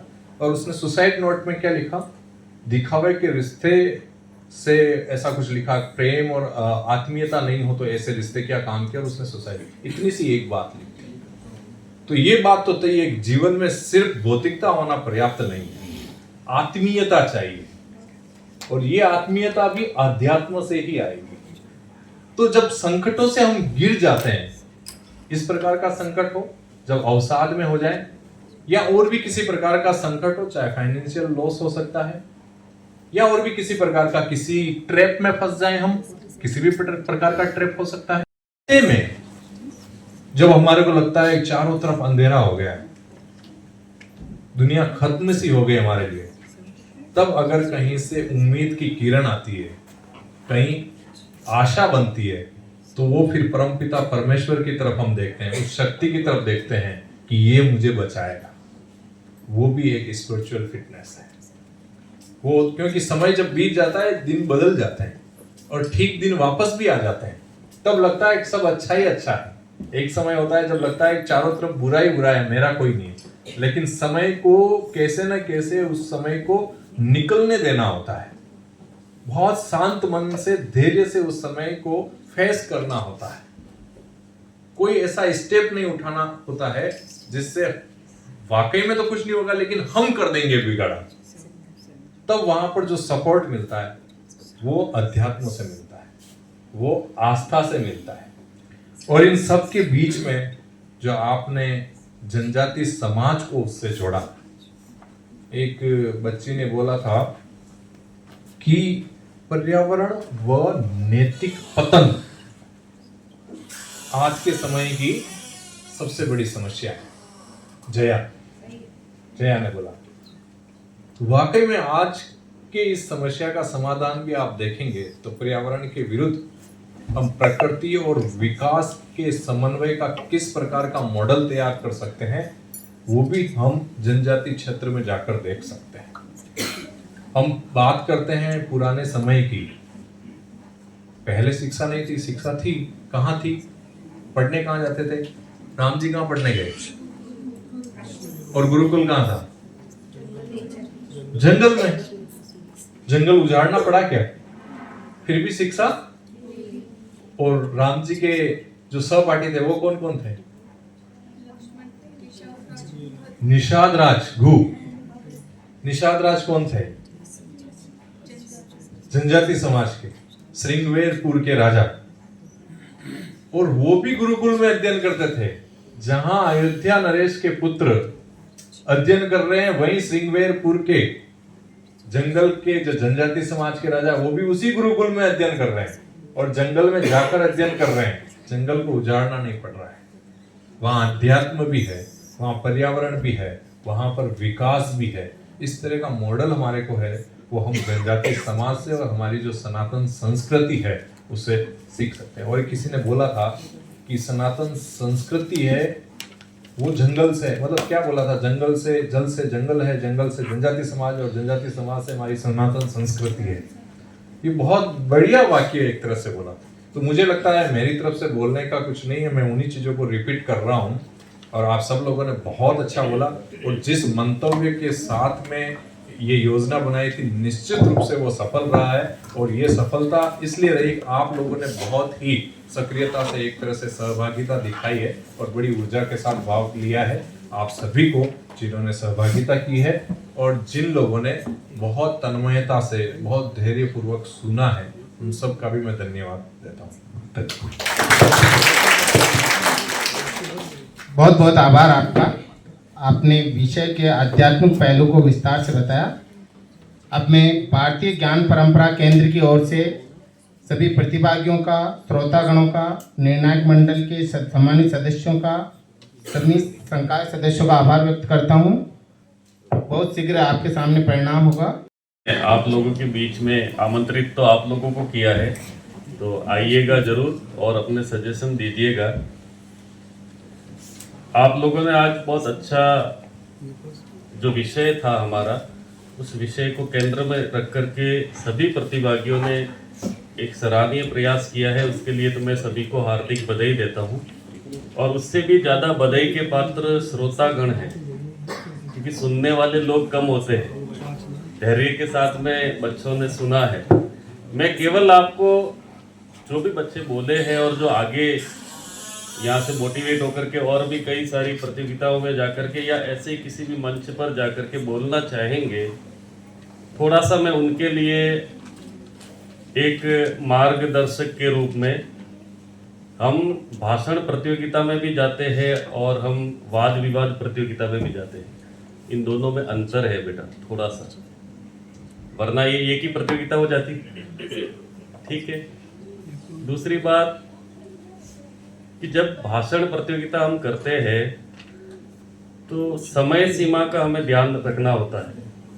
और यहाँ पर जब आपकी मार्किंग होती है तो उसमें विषय वस्तु और प्रस्तुति, इन दोनों का बहुत बड़ा रोल होता है। तो कभी भी जब आप तैयारी करें तो आप कंटेंट, जो आपका कंटेंट है, उस कंटेंट के ऊपर पूर्ण रूप से स्थिर रहे। और प्रेजेंटेशन जब आप दे रहे हैं, क्योंकि हमने जो भी कमेटी थी, कमेटी के सदस्यों ने ये तय किया था कि बच्चों का प्रयास है अच्छा रहेगा, इसके लिए वो कागज लेकर के आ सकते हैं, लेकिन ये पेपर रीडिंग कंपटीशन नहीं था। पत्र वाचन में हम आपको बुलाएंगे, उसमें आप पढ़िएगा, अच्छे से पत्र पढ़िएगा। ये भाषण प्रतियोगिता थी।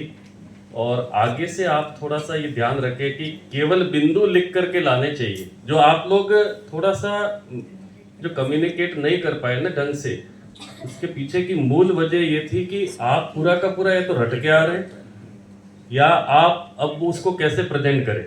मैंने बहुत सारे बच्चों को यहाँ भी ऐसे याद कर दी। परीक्षा का पेपर नहीं है बेटा, 2-4 बिंदु छूट जाएंगे तो कोई फर्क नहीं पड़ेगा, केवल 2 या 3 मिनट का हमें प्रेजेंटेशन देना है। और इतना बड़ा विषय है ये, जो जैसा अभी सुनील सर ने जो बात कही है कि इसमें सीधे सीधे मान बिंदु को पकड़ लेंगे, संस्कृति को पकड़ लेंगे, अध्यात्म को पकड़ लेंगे, तो ये समाज, क्योंकि मैं एक छोटा सा अनुभव, आपका ज़्यादा समय नहीं लूँगा, जो गवरी नृत्य की बात करते हैं, मैं बचपन से उसको देखते हुए आ रहा हूँ। और हमारे गांव के अंदर हम जब बचपन में स्कूल में पढ़ते थे तो जैसे ऐसे होता था कि गवरी आ रही है, तब पैदल ही आते थे सभी लोग, और हम लोग उनको 3-3 किलोमीटर तक रिसीव करने जाते थे। और उसमें जो शिव गौरी और ये सारी बात हो रही है, अभी सर से एक दिन मेरी ऐसी चर्चा हो रही थी कि हम भारतीय इतिहास संकलन समिति की ओर से एक गंभीर विषय उसमें से निकालने जा रहे हैं, जिसमें गवरी के अंदर बादशाह की सवारी निकाली जाती है। और उसके अंदर वो बादशाह की सवारी क्यों निकाल रहे हैं, वो मेवाड़ के लोग हैं, यहाँ के लोग हैं, वो बादशाह की सवारी निकाल रहे हैं। उसके बाद में वहाँ पर वहां के राजा को विजयी बना रहे। इट मीन्स कहीं ना कहीं ये प्रताप की विजय से जुड़ा हुआ विषय है, जो परंपरागत रूप से वो सुनते हुए आ रहे हैं और वो उसको प्रेजेंट कर रहे हैं। तो बहुत बड़े विषय इन लोक नृत्यों के अंदर छिपे हुए हैं। संस्कृति जो मूल में बसती है वो जनजाति समाज में बसती है, हम जानते हैं। तो ये मेरा केवल आप लोगों से यही कहना है कि आगे जब भी आप जाए तो अपने विषय पर, क्योंकि आपके पास में 5-7 दिन का हम समय देते हैं, जब भी कभी जाए तो इस विषय को समझे और पिन पॉइंट के मुझे केवल इन बिंदुओं पर बात करनी है, तब आप बहुत अच्छे से और कॉन्फिडेंस के साथ में बोल पाएंगे। बोले उसके आधार पर बोले।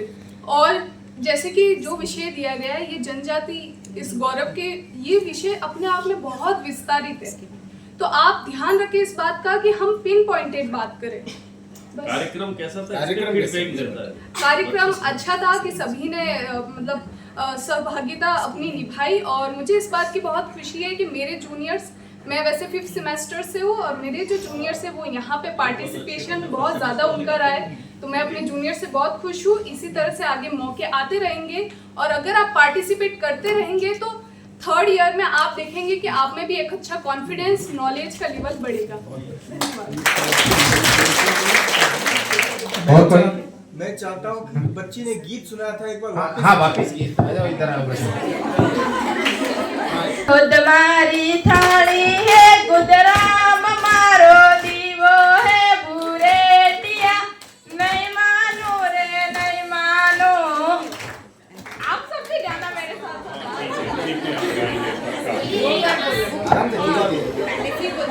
लाइनें 2 बार बोलो। हम रिपीट करेंगे ना, रिपीट करेंगे। तू आगे आगे बोल बेटा, बोलो। दाहोद मारी थाली है गुजराम मारो दीवो है बुरेटिया, नहीं मानो रे नहीं मानो। दाहोद मारी थाली है गुजराम मारो दीवो है बुरेटिया, नहीं मानो रे नहीं मानो। गुजराम मारो दीवो है अहमदाबाद मारी जाजम है बुरेटिया, नहीं मानो रे नहीं मानो। गुजराम मारो दीवो है अहमदाबाद मारी थाली है बुरेटिया, नहीं मानो रे नहीं मानो। दिल्ली में मारी कलम है बेणेश्वर मारो दुपड़ो है अंग्रेजिया, नहीं मानो रे नहीं मानो। दिल्ली में मारी कलम है बेणेश्वर मारो दुपड़ो है अंग्रेजिया, नहीं मानो रे नहीं मानो। बहुत सुंदर, बहुत सुंदर। नवीन जी जाट सर से आग्रह करता हूँ कि वो परिणामों की घोषणा करें। हमारे बीच में नोडल अभी नहीं है।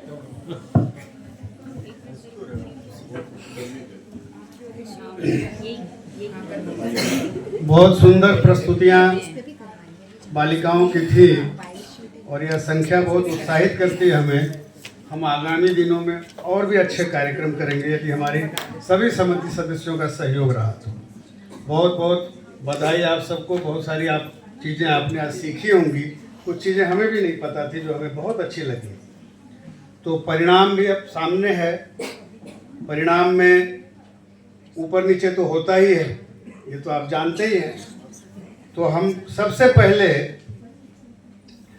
जो सांत्वना पुरस्कार वाली बालिकाएं हैं उनका नाम घोषित करता हूं मैं। दिव्या लोहा, खड़े हो जाओ बेटा।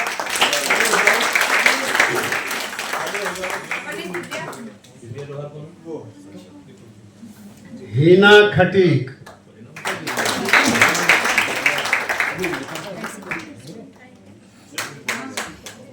तो सर को लिफाफा तुमसे चैम्बर बंद आगे दिव्या क्या नाम था? हाँ दिव्या लोहार, हीना खटीक, ये वर्णिला क्या है, कुमारी मीणा, क्या नाम? उर्मिला, उर्मिला, उर्मिला।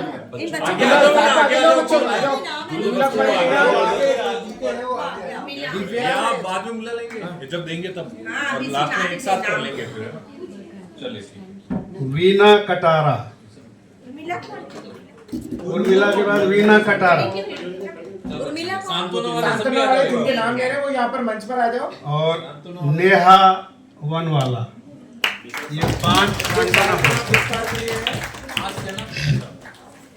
हाँ क्या क्या नाम थे? एक तो दिव्या लोहार, दिव्या लोहार, मीला कुमारी मीना, हीना खटीक, हीना खटी, वीना कटारा और नेहा उनवाल।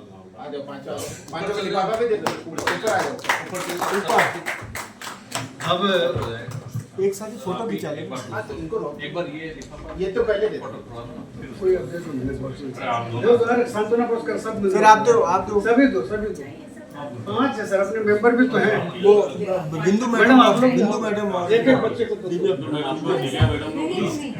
मैडम, अरे दिव्या मैडम, अरे जजेस को बुला लो ना, किरण मैडम आदरणीय सुदर्शन जी सर, किरण मैडम आप जाओ, अनुपम सर अरे वो अरे गेस्ट तो है ना, मनोहर मत करो आप तो डीके मीडिया सर को भी बुलाओ सर, रोक लो फर्स्ट सेकंड थर्ड का एक साथ फोटो सर, ठीक है ना, अरे कोई नहीं दो एक बार तो फोटो खींच लो फिर वापस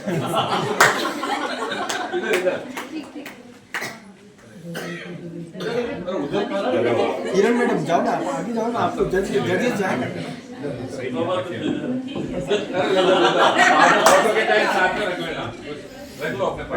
स्थान प्राप्त किया है जया जांगे, तालियां बजाओ भाई।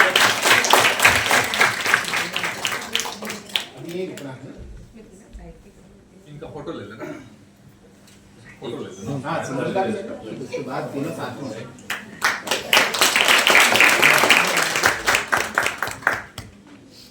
और प्रथम स्थान पर रही हैं प्रियांशी 24।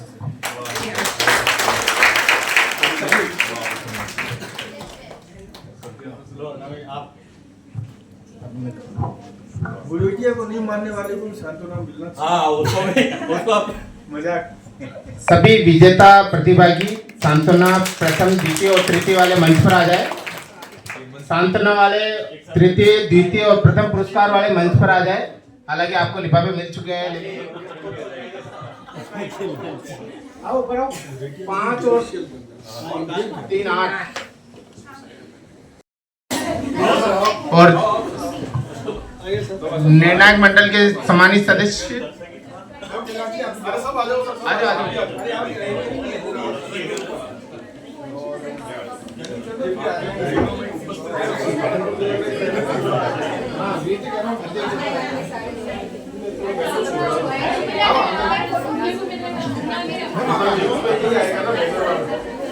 आधे नीचे आ जाओ ना, आधे बच्चों के साथ आ जाओ।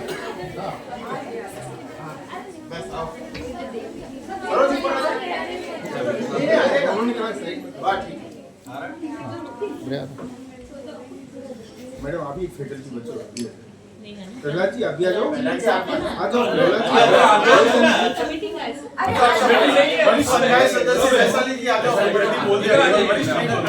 नहीं, senior professor Vaishali Devpura madam से निवेदन है कि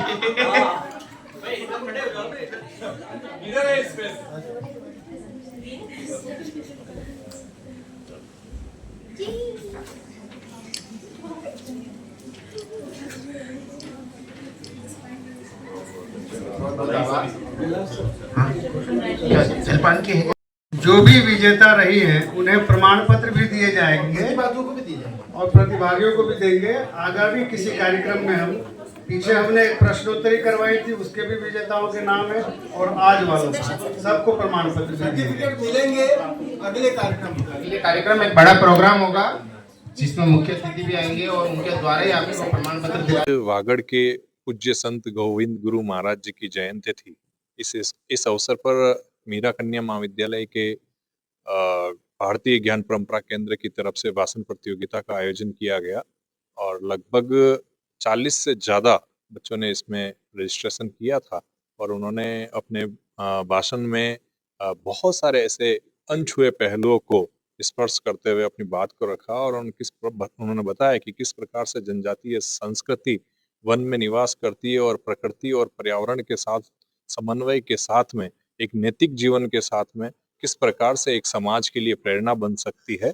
और वाकई में सभी बच्चों का जो है एक तरह से सहभागिता, उनकी प्रस्तुति, उनका विषय वस्तु बहुत ही सराहनीय था और हम इस उपलक्ष्य में उन सभी के लिए भी शुभकामनाएं प्रेषित करते हैं। और उन बच्चों ने जनजातीय अध्यात्म को जाना, ये नई बात थी।